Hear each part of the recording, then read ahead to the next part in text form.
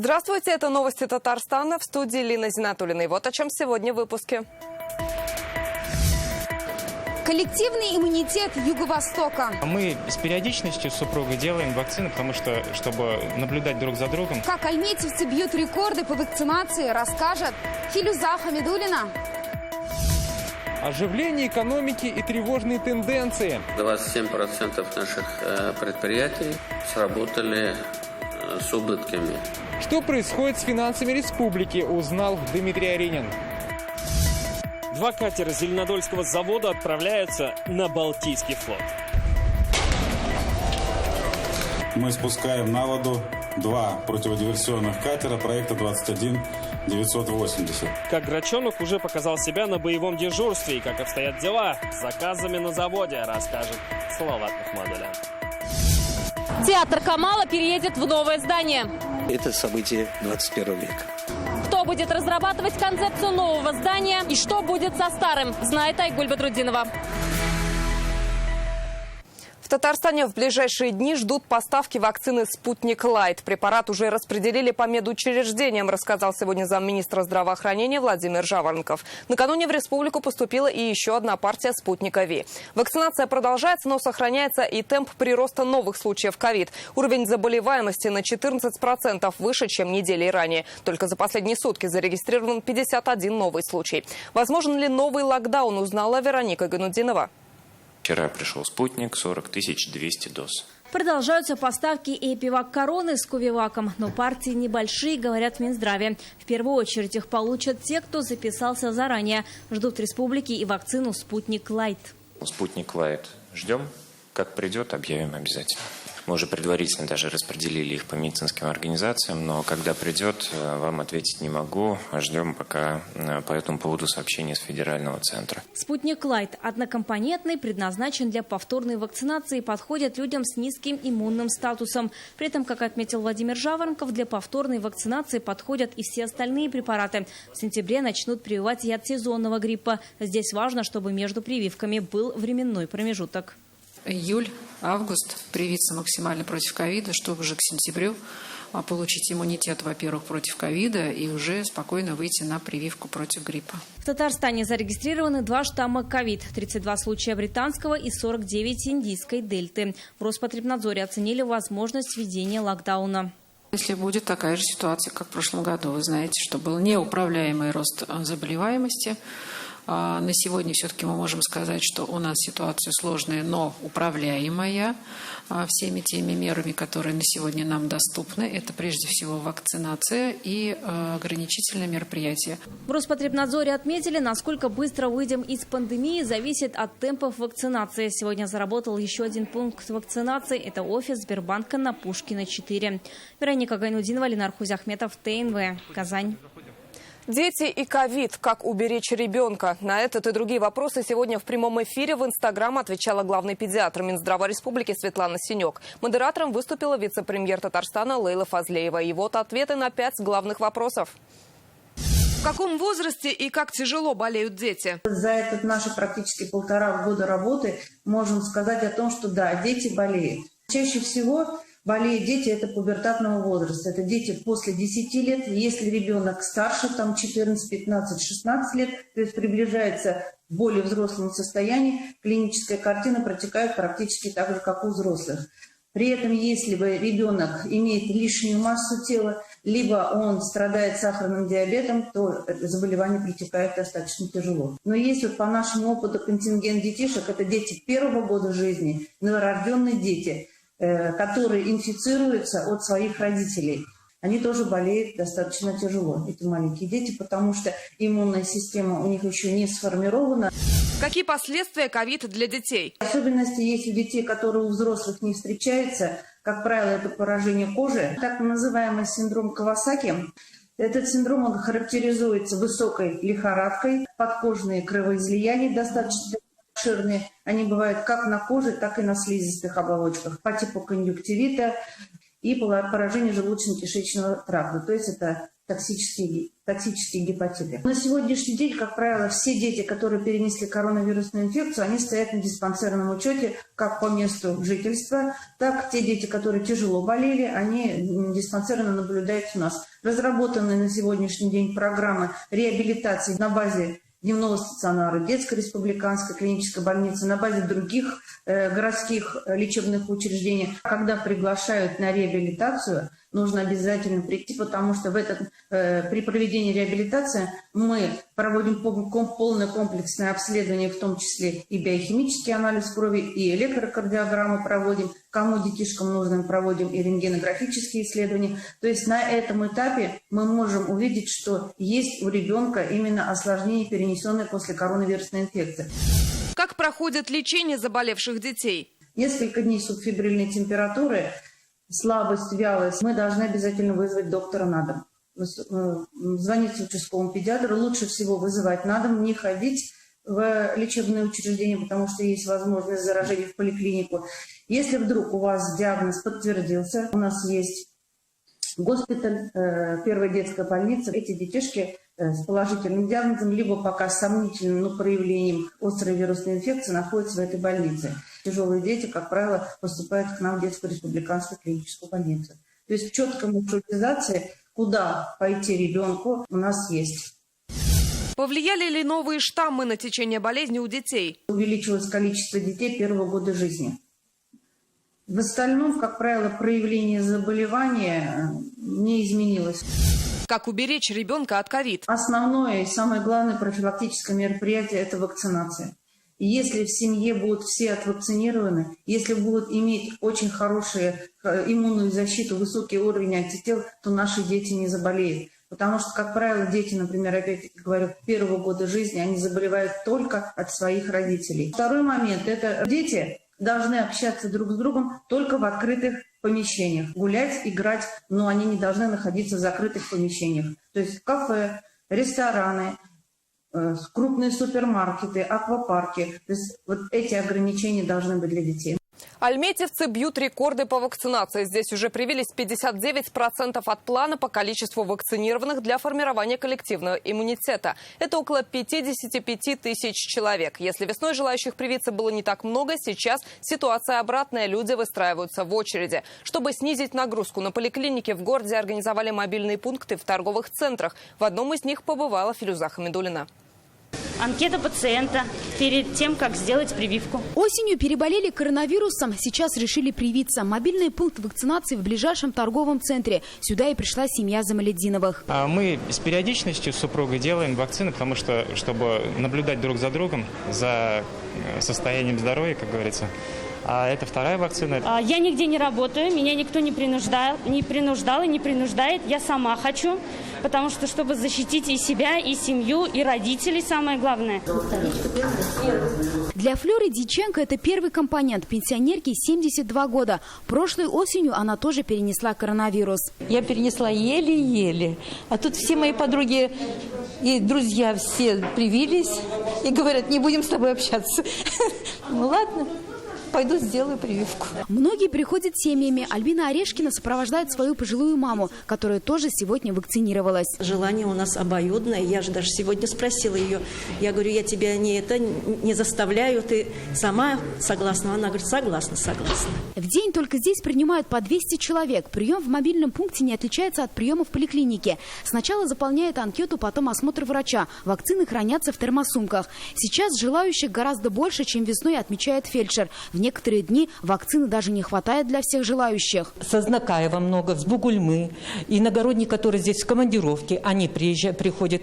Мы им отмечаем, даем документ, ставлю свою печать личную. В этом мобильном пункте привились уже 3500 человек. 1700 получили второй компонент. Работают фельдшера, врачи. У нас мы уже стараемся организовать работу таким образом, что когда у нас пациент подходит, мы даем ему именно анкету, где он должен оформить. В анкете прописываем по времени, чтобы человек в это время тут не стоял. Прививку от ковид делают и в поликлиниках. На крупные предприятия ежедневно выезжают мобильные бригады. Сейчас Альметьевск в лидерах по вакцинации в Татарстане. Сертификаты есть почти у 60% населения, которым можно вакцинироваться.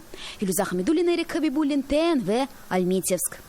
Сегодня в Зеленодольске состоялась церемония спуска на воду 2 катеров специального назначения. Торжество приурочили ко Дню военно-морского флота России. Грачата отправятся служить на Балтийский флот. Точно такие же корабли примут участие в параде в честь Дня ВМФ в Санкт-Петербурге. Об уникальных катерах расскажет Салават Мухаммадуллин.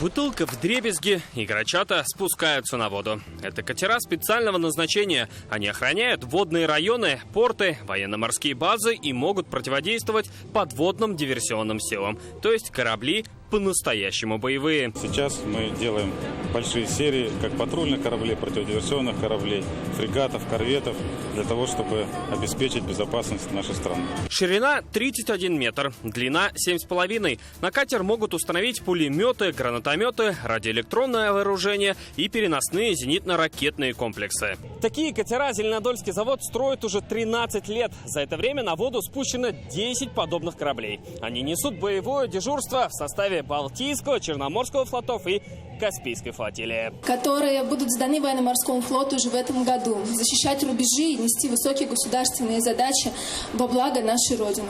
Спуск на воду грачат приурочили ко Дню военно-морского флота. Между тем, несколько лет головной катер «Нахимовец» традиционно открывает показ главного военно-морского парада страны в Санкт-Петербурге. Он был первым катером в истории этого проекта. Сегодня Зеленодольский завод сдал 11-й и 12-й корабль. В настоящий момент мы работаем с Министерством обороны, строим заказы проекта 21631, 21980. Сегодня 2 катера мы спустили на воду, 991, 992. Мы работаем над проектом 22160. В настоящее время данный заказ находится на внешней сдачной базе в городе Керчь. Грачат уже ждут на службе на Балтийском море. Салават Мухаммадуллин, Рамзиль Гарипов, ТНВ, Зеленодольск.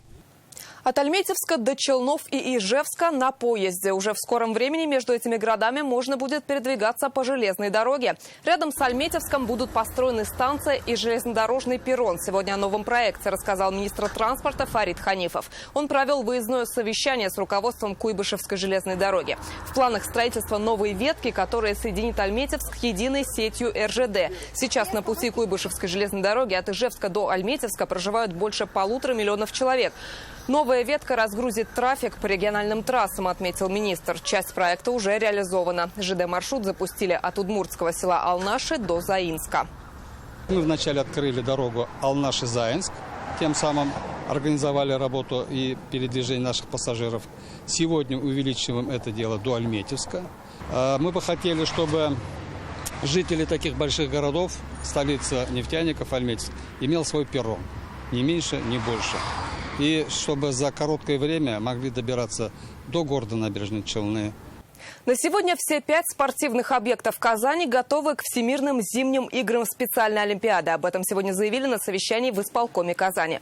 Напомним, спецолимпиада для особенных атлетов пройдет в Казани в январе следующего года. Ожидается более 2000 участников из 99 стран. Работает центр рекрутинга волонтеров. До октября планируется привлечь более 2000 добровольцев. Церемонии открытия и закрытия специальной олимпиады пройдут на Татнефть-арене. Режиссером станет Алексей Сеченов. Он готовил аналогичное красочное шоу к Универсиаде 2013.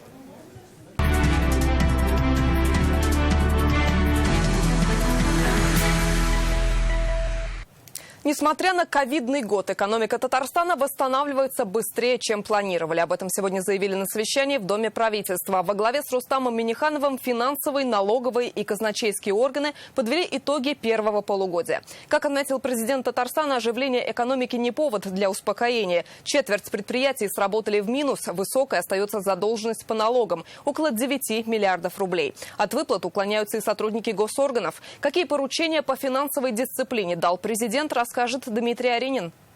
В настоящее время мы видим оживление в экономике. По сравнению с прошлым годом в Татарстане вырос целый ряд экономических показателей. Это и объем производства, строительства, оборот розничной торговли.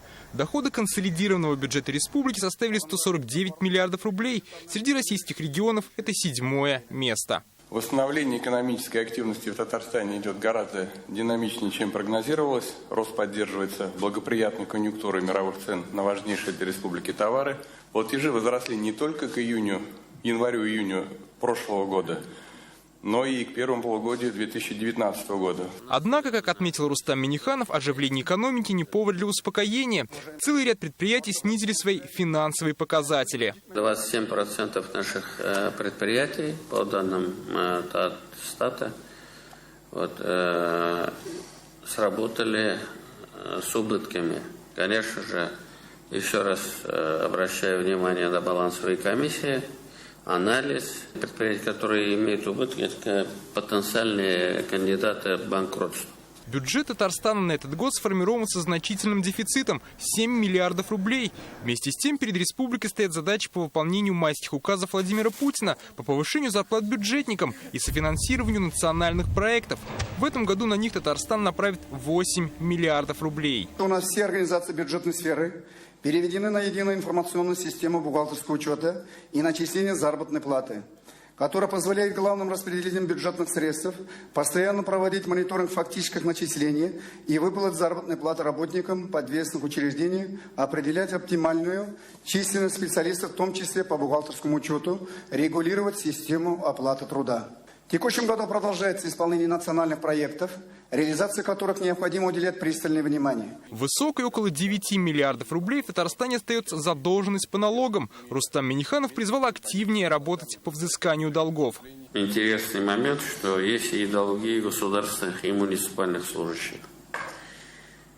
Мы всегда говорим, что мы должны платить налоги своевременно, и примером должны быть мы сами. Министерством, ведомством, муниципалитетом, включая подведомственные учреждения, в кратчайшие сроки обеспечить полное погашение долгов у персонала и сотрудников. Как сообщили приставы, действенным методом взыскания долгов стал арест автомобилей должников.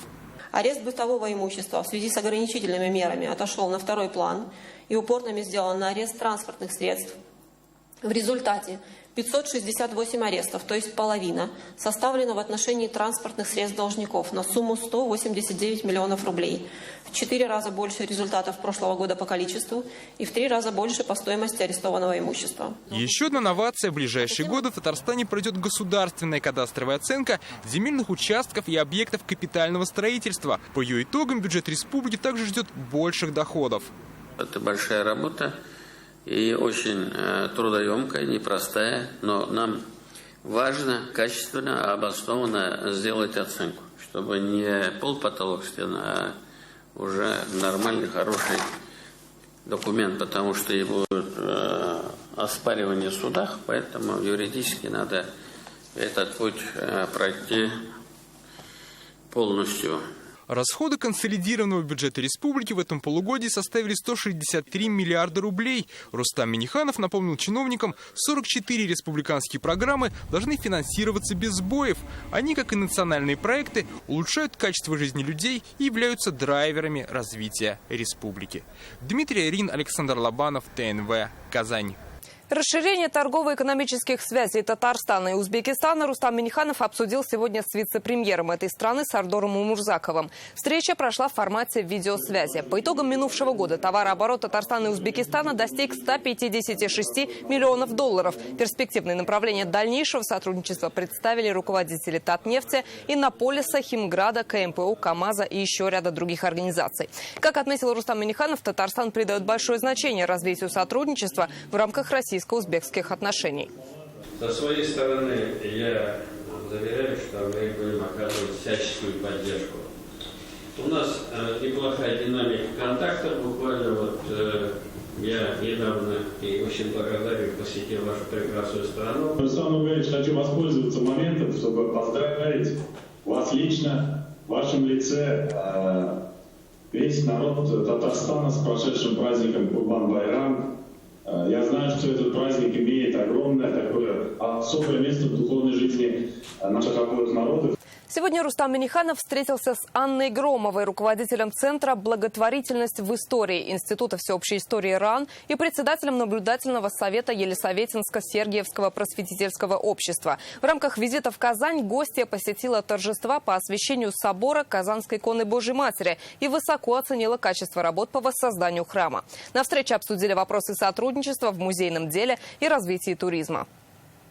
«Стиль жизни. Культурный код». Так называется фестиваль народного творчества, который сегодня открылся в Казани. В галерее современного искусства выставка, включающая в себя 200 образцов декоративно-прикладного искусства разных национальностей. В фестивале принимают участие художники, дизайнеры, модельеры из разных регионов России, СНГ, Европы и Азии. Гостей ждут мастер-классы, концерты, игры для детей. Работает торговая площадка «Ярмарка мастеров». В Казанском Кремле представят коллекции одежды от дизайнеров. Фестиваль продлится до 27 июля.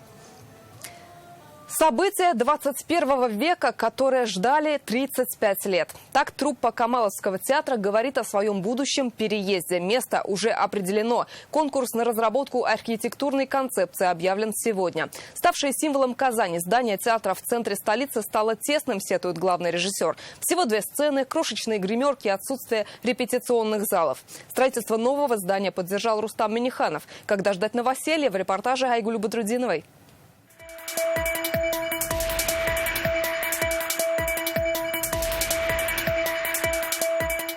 Предполагается, что новое здание театра имени Галиаскара Камала займет площадь размером 20 тысяч квадратных метров. Также рядом расположится парк и общественное пространство. Вот это место по улице Хади Такташ. Сейчас здесь пустырь, а совсем скоро появится новый национальный культурный центр. Кстати, надо отметить, что новое здание театра Камала будет располагаться совсем недалеко от старого и также около озера Кабан. Чтобы театр работал все время, чтобы он был полноценным общественным пространством. Уже есть технический проект здания, который разрабатывали сразу 37 экспертов, как местных, так и из других городов России. Это основа, опираясь на которую архитекторы со всего мира смогут предложить свое видение нового здания. Международный конкурс пройдет в несколько этапов и продлится до 27 января следующего года. Внимательно следим за реакцией казанцев. И сразу хочу сказать, это то, что мы обсудили прямо на месте, когда принималось решение. Здание будет стоять в парке. Все коммуникации, все парковки, все будет унесено под землю. И та территория, которая планировалась как парк, она будет парковой зоной с созданием театра. Но ни в коем случае мы не будем застраивать полностью эту территорию, мастить ее твердым мощением. Вообще это событие 21 века. С 2000-х годов существует 2 проекта по расширению площади театра Камала, но они так и не были реализованы. Уже во время переезда в конце 80-х это здание было тесным для большой труппы, признается главный режиссер. Гримерки маленькие, репетиционным залом служит бывший кабинет Марселя Салимжанова, а новые постановки являются заложниками 2 нефункциональных сцен. Новое здание должно решить множество подобных проблем.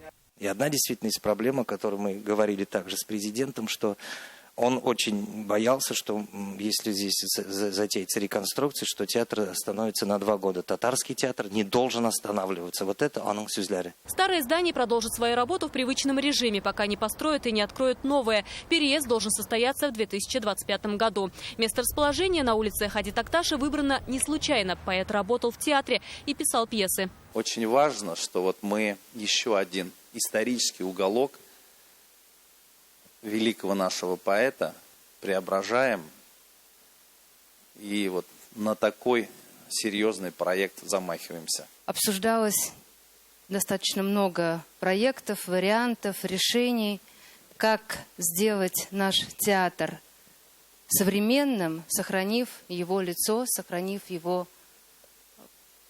сердцем. Архитекторы должны учесть в концепции богатую историю театра и культурный код татарского народа. В октябре финалистов конкурса пригласят в Казань для более детального обсуждения. Что будет в старом здании, пока есть несколько идей. В их числе музей театров Татарстана, а возможно и музыкальный театр. Айгуль Бадрудинова, Марат Зайдуллин, ТНВ, Казань. А на этом пока все. Всего доброго и до встречи в следующих выпусках.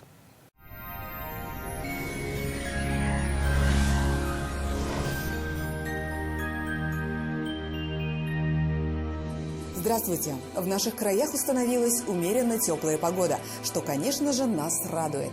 Об этом чуть позже. Не откладывайте заказ вашего нового шкафа-купе. Закажите его в рассрочку в Данил Мастер. Только до конца июля доставка, подъем и установка бесплатно. 3D-проект шкафа в день обращения. Звоните 2-167-166. По данным сервиса Яндекс.Погода, 24 июля на юго-востоке в Бугульме, Бавлах, Азнакаево переменная облачность 23 градуса выше нуля. Во второй половине дня пройдут небольшие осадки в Нижнекамске, Набережных Челнах, Елабуге. Ночью плюс 11, а днем 22 градуса с плюсом. Жители севера Татарстана также дождались вполне комфортную погоду. Ветер умеренный, преимущественно без осадков и плюс 22. Без существенных осадков в Арске, в Кукмаре, Балтаси. Тут будет прохладнее. Синоптики обещают плюс 19. В Болгаре, Биржаном, Буинске переменная облачность. Днем местами дожди. В центральных районах, в Чистополе, в Альметьевске, Мамадыше без существенных осадков и умеренно тепло. В воскресенье вероятность осадков будет небольшой. Теплую погоду прогнозируют нам синоптики. О погоде в столице. 24 июля в Казани переменная облачность, во второй половине дня небольшие дожди. Температура воздуха плюс 21. Ветер северо-западный, умеренный. Атмосферное давление 747 миллиметров ртутного столба, влажность воздуха 61%. В магнитном поле Земли без заметных возмущений. О погоде все. Наслаждаемся летом и верим в лучшие прогнозы. До свидания.